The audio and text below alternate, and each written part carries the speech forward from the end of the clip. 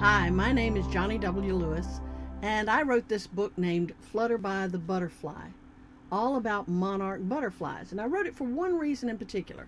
They reminded me of all the homes that I'd ever had and left. When my father was in the Navy, we moved constantly.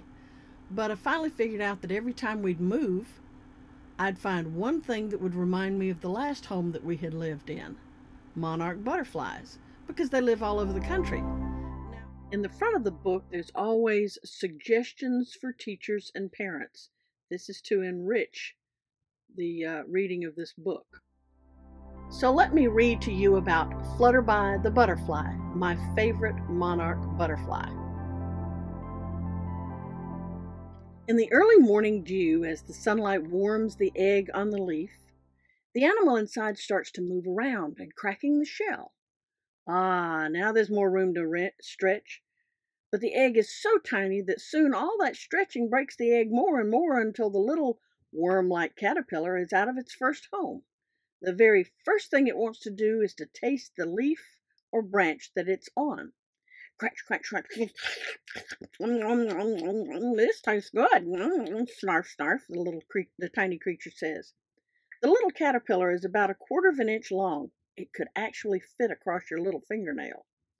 But it is much too busy chewing up that leaf to say much else today. And before nighttime, when it will dream of eating, it eats 20 more leaves, grows about 1/2 an inch longer, and never stops eating all day long. Our little caterpillar is an eating machine the whole time that it's a caterpillar. Sometimes it's called a stomach with legs. There are only 2 things that our caterpillar needs to worry about. One is how to get to the next leaf to eat it. What do you think the other worry is? That's right. Something might want to eat our caterpillar. The best that our caterpillar and its brothers and sisters can do when a predator arrives in the area is to hide under a leaf somewhere. Oh no! There's a red-shouldered hawk that might want to eat our caterpillar. No, it flew away. Must have been looking for a fat mouse instead. But that rattlesnake might want to taste our caterpillar. Do you think that tortoise might be interested in caterpillar casserole for supper? Probably not today, but after the caterpillar becomes a butterfly, they may want to eat it. With all that eating and growing, our caterpillar will outgrow its exoskeleton very quickly. In other words, it will get too big for its britches, and will have to change those pants, its skin, several times as it grows up. Our caterpillar will molt about 4 times before it gets full-sized. That means that its exoskeleton will turn hard, crack down the middle of the back, and the caterpillar will break out of that shell with a newer, softer exoskeleton, which will eventually become too small, harder, and will crack open. By the time our caterpillar gets ready to molt the last time, it will be about 1,000 times the size it was when it was hatched from its egg. It will attach itself with a strong silk-like thread that it makes in its own body to a twig, a branch, or a leaf, while its exoskeleton becomes a sack for it to go to sleep in. In this sack, called a chrysalis, our caterpillar's body changes into its next stage of life. Now that our caterpillar is safely tucked inside its chrysalis, something amazing starts to happen. Its body starts falling apart. Really! Its body turns into a juicy mush. But from that rich mush, the tiny parts rearrange into a form that can fly. In a week or a little longer, our caterpillar will become a butterfly. I remember when my father was stationed at Jacksonville and we visited a butterfly house. I think it was down in Key West. And they had some real chrysalises where butterflies are made. It was so cool watching those little sacks wiggle as the butterfly was trying to get out. The day has come. Our caterpillar has been forming inside its chrysalis for about 10 days now. It's ready to see the world. But some things have changed for our beautiful caterpillar. We know it's a female butterfly now by the coloring on her wings, and she's not going to crawl around anymore. And she can now not eat leaves anymore. And she does not look like a caterpillar anymore. We're waiting for our butterfly to get her strength, which usually takes about an hour after she emerges. During that time, she will hang around just like a picture of this owl butterfly here, which is hanging onto her chrysalis. As she hangs there, her blood pumps through her wings, making them straighten out and stretch. Her wings will become almost rigid and will remain stiff like that for the rest of her life. She no longer has a mouth. She no longer has a mouth. She has a proboscis, a long straw that she puts into flowers and drinks nectar with. But she can think, and even if she doesn't have a mouth, sort of, she can wonder about things just like you. I feel like I've been asleep for a long time. What is this I'm standing on, she says to herself as she leaves her chrysalis and walks out onto the leaf where it is attached. She scratches with one of her feet, tasting the leaf. The first thing I want is something to drink, she thinks as she walks upside down on her leaf. But while she walks, something keeps knocking into her bottom. She has very big eyes now and can look onto her back without having to bend backward. Ooh, what are those big things, she thinks, looking at what's on her back. I wonder if they move. She climbs to the top of the leaf while she moves the big things on her back, very slowly at first, watching them as they move. Cool! These big colorful things move. She doesn't know yet that she has 4 of those things, but she knows that they're there for a reason. The voice in her head is her instinct, and that voice tells her that those things are her wings, which will help her fly. She has 2 wings up front near her head and 2 further back closer to her tail. She moves them up and down and back and forth. Once, while moving them, she feels her feet lift off the leaf. I wonder if these things will help me move around better than I used to when I was moved on my feet when I was a caterpillar. Slowly she flaps her wings, then more quickly. Her feet are being pulled off the chrysalis. Slowly but surely, as the butterfly waves her wings back and forth, she feels lighter, as if she could fly. I wonder if flapping these wings will lift my whole body. She moves her wings enough that she is lifted off the chrysalis. Then she lands back again. She tries one more time, this time turning her body and wings over so that her eyes can see the sun and her feet are hanging down. Oh, I feel free. Oh, this is wonderful. I think I'm flying. She flaps her wings hard enough that she flies to a leaf on the next flower. That was hard work, she thinks. Guess it's time for me to store up some food. She stops. Oh no, she says to herself as she puts one of her feet to where her mouth used to be. I don't have a mouth anymore. I can't eat. What am I going to do? I need food.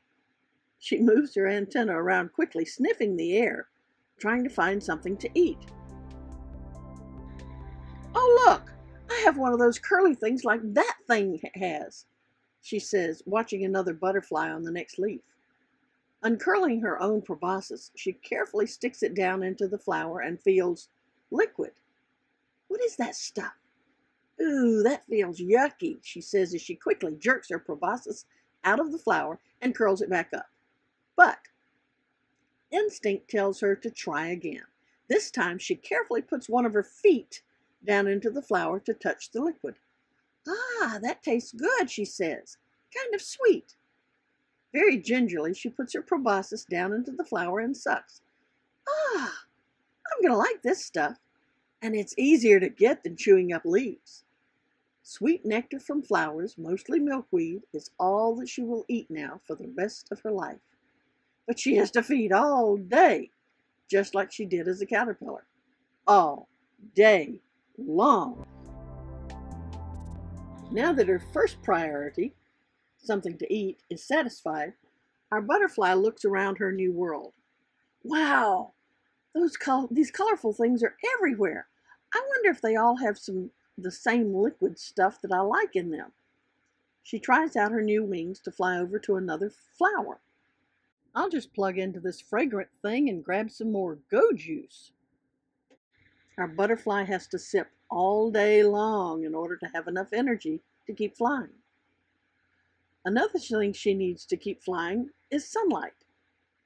She needs about 8 hours each day of sitting in the daylight in order to keep warm enough to fly. Imagine what it's like for her on cloudy days. Do you think she flies very often then? Or what do you think she does when it rains? Now, she says as she sips her next meal, what am I wonder? She really has no clue as to what kind of creature she is. All she knows is that she vaguely remembers being a caterpillar with many feet that were kind of sticky and held her onto a leaf or a branch. She chewed on leaves all day long, and she had a long, fat body. So our butterfly has to discover herself as she flies around, sipping her supper soup all day long. She really is not a caterpillar any longer, but she's not sure what she really is. There are some pretty colors over here. Maybe those colors have tasty liquid stuff for me to sip, she says, as she flaps her wings hard and flies in the warm sunshine to the next batch of color. I wonder if I'm like that thing down there, she thinks as she flies over a field. That thing has legs and feet like I do, but I think I've got more legs than it does, and it looks bigger and furrier than me. And look, it does not have any wings. Looks like I'm going to have to stop flying for a while. I'm tired, she says, as she passes over a large body of water. Actually, it was just a pond, but anything that size might be quite large to a little butterfly. She pauses long enough to look over the edge of a lily pad and sees something reflected in the water. That must be me, she thinks. That thing in the water has flappers like I do, and 6 legs and a drinking straw, she calls her proboscis. I wonder if there are any others like me. I've only seen one other thing like me, the one I watched to learn how to eat. I need to start looking around. As she sips at the flower on the lily pad, she sees another creature that almost looks like her, but not quite. You have 4 wings and 6 feet and you can fly. What kind of flyer are you? She asks. I'm a dragonfly, you silly butterfly, the creature squeaked loudly. Don't you know what you are? We're different, but we are alike too. And we do have the same creatures that want to eat us, so be careful out there, the dragonfly buzzes. Our butterfly studies the dragonfly for a while. I guess you're right, she says to the dragonfly. You have 4 wings and 6 legs like I do and big eyes, but you really don't look like me, our butterfly admitted. You look like a dragonfly, she said, flying away. That dragonfly is right. I need to be careful. There may be things that want to eat me. Now she starts to worry. It isn't even night yet on her first day out of her chrysalis, but she has already found out several things. She can fly. She drinks all of her food. She has large orange and black wings with white spots. She is a butterfly, and something out there wants to eat her. That's a lot for my little head, she says. Maybe I need to have a long drink and think about all of this. She flies to the next colorful patch, but it is occupied, and so is the next one, and the next. Seems that you all have the same idea that I do, she thinks, and you all look a little like me, except for your colors. More butterflies. Yes, I am a Gulf fritillary butterfly, the orange and black one says. Both of the other two say they are eastern tiger swallowtail butterflies, even though they are different colors. Our butterfly asks, while she is waiting her turn to sip, what are those other things that fly? Some of them only have 2 wings and 2 feet, she says. The big ones are birds, they all say, flapping their wings, and some of them will try to eat you, so watch out, they say together. And the little ones are bees and other things. Some of them will try to sting you too, they say, as our butterfly flies away. And watch out for spiders' webs. If you get caught in one, you can't get out, she heard as she flew away. Flutterbye wonders, is everything out to get me? The next 3 flowers were occupied too, but there's a tree behind that swallowtail butterfly, and there are things that might be waiting to make a meal, or at least a snack, out of our butterfly. What do you think would want to eat her? After much flying and sipping, our butterfly has to find a leaf for the night so she can rest. The next day, she needs to start planning her flights around flying and sipping, and of course, getting her 8-hour dose of sunlight. The first place she stops today is a bunch of flowers next to a very large building. A lot of those small, colorful two-legged animals are out in the grass, running around while she's flying over them, wanting to sip her breakfast. Suddenly, a very loud noise comes from the big building. Our butterfly does not have any ears, but she can feel the noise in the air with her body, and it pushes her as she lands on the flowers in a box. "Look, Mrs. White," the little girl says as she passes the flower box. "That's a pretty orange and black butterfly on that flower. See the way it flutters by as it lands?" She points to the butterfly. "Yes, Avery, that's a monarch butterfly, and it will be flying toward Mexico or Florida soon, now that it's autumn. Let's go back into the school now, boys and girls," the teacher says as she herds her students into the building. Our butterfly thinks about what the little girl said. Flutterbye? Butterfly? What does that mean? Is that what I look like when I fly? Is that my name? She thinks. That's not a bad sound. Flutterbye. Yes, Flutterbye. That's what I'll call myself. Flutterbye the butterfly. And Flutterbye is hungry again, of course. The next morning, Flutterbye meets other monarch butterflies, and they tell her something startling. "We need to fly a long way this month so we can get to a warmer climate," they all told her. "We're going to Mexico. Do you want to fly along with us?" Flutterbye's instinct tells her that she needs to fly to wherever Mexico is, where the other butterflies are headed. The air today is a little bit cooler than when I came out of my chrysalis, and there is not as much sunlight, as much warm light as there was on the day I hatched. Maybe I do need to go with the others. Flying and sipping, she thinks to herself as she passes over the fields. What a way to live. Nothing to do but fly and sip all day.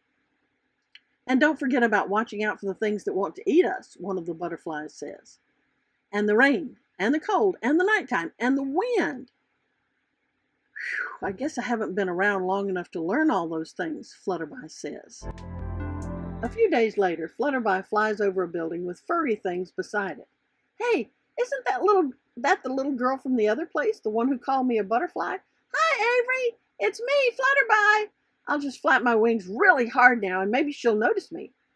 But Avery and her friend Erin don't understand Flutterbye because they can't speak butterfly. Avery just rubs the sheep as she watches the butterfly flit around. Disappointed that her new friend doesn't recognize her, Flutterbye flits over more animals to another flower, unrolls her drinking straw, and sucks up the delicious nectar. While we lived in Florida, we saw a lot of alligators, especially at the alligator farm at St. Augustine. The voice in her head tells Flutterbye that she needs to fly with all of the other butterflies toward warmer weather and longer days. Her instinct won't steer her wrong, and she doesn't know how she knows where to go. She just knows that she knows. Flutterbye will see many strange sights in North America while she's flying and sipping. She doesn't know what most of those things are, but some of them will provide some entertainment for a while and give her a chance to meet many more flyers like herself while she hides from other flyers and predators. It will take Flutterbye about 5 to 6 weeks to get to Mexico or Southern California, where she will spend the winter. She and millions of other monarch butterflies will live out the winter months in that warm weather until it's time for them all to fly back home. One day, Flutterbye sees a lot of white things stacked up together. Oh, that looks like a cool place to land. She doesn't know that they're elk antlers stacked up to make an arch over the road, but they sure look like a nice place to rest. Oh, isn't that little girl down there the one I saw before? She thinks as she flaps her wings at Avery and her brother Parker. "Oh, she's waving at me this time. Maybe she does remember me," Flutterbye says. Another day, as the sun is setting, Flutterbye sees something very strange. Someone has planted the front end of cars into the ground, leaving the rear ends pointing up to the air. "Those people boxes that run so fast on the ground are stuck in the ground." "How silly," Flutterbye says. But she flaps her wings to wave at her friends Parker and Avery, who are also there to see the silly sight. Then there is the day that Flutterbye takes a wrong turn and flies into a tunnel of some sort. "There has to be a way to get back to the warm light," she says to herself. "Maybe if I turn here. No, maybe, looks like maybe it's this way. Maybe it's, oh wait. Flutterbye, you goofy butterfly, just look up and the warm light is up there." She flies out of Antelope Canyon, not wanting to get stuck in there again. It is cooler in there, but it is darker too.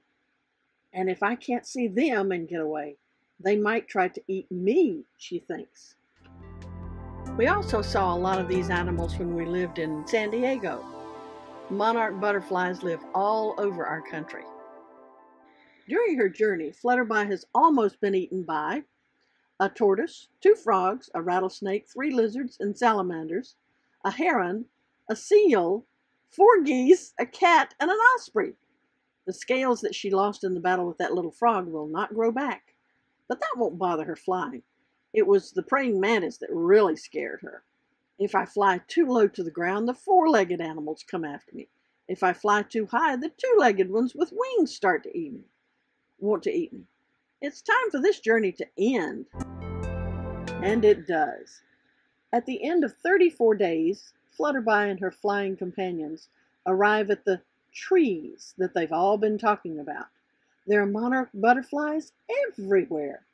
I'm not sure if we will find a place to land and rest, much less find something to eat, Monty.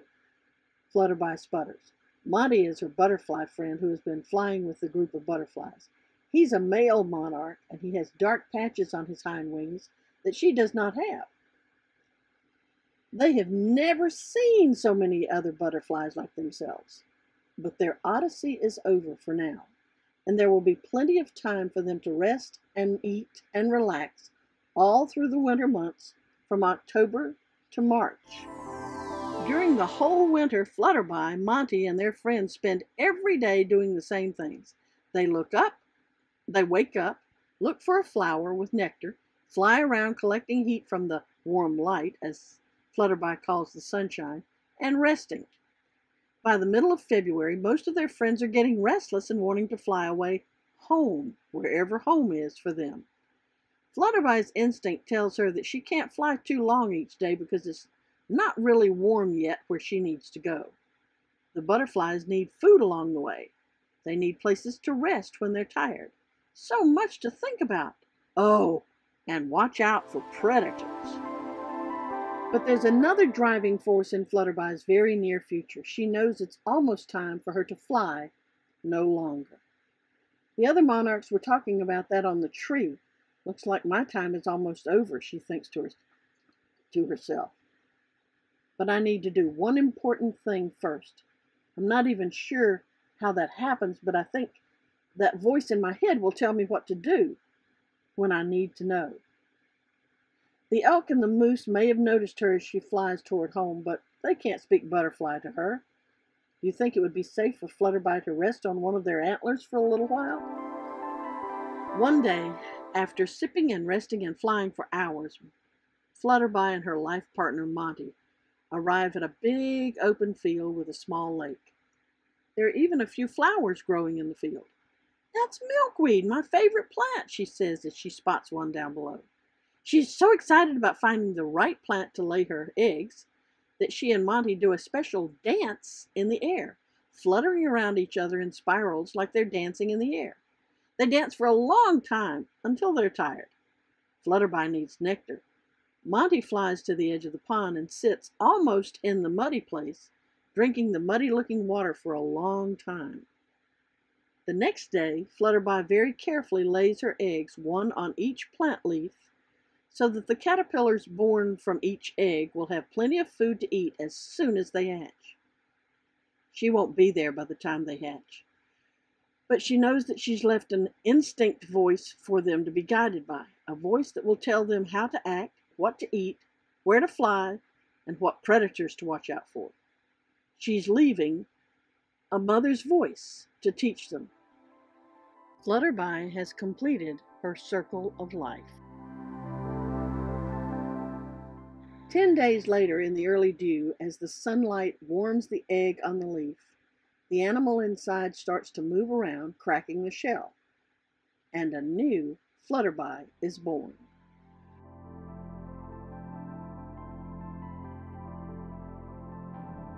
I always include a glossary in the back of all the books that I write for children, specifically because there are words that some adults use that children don't know what the meanings are. So there's a glossary in the back of every book.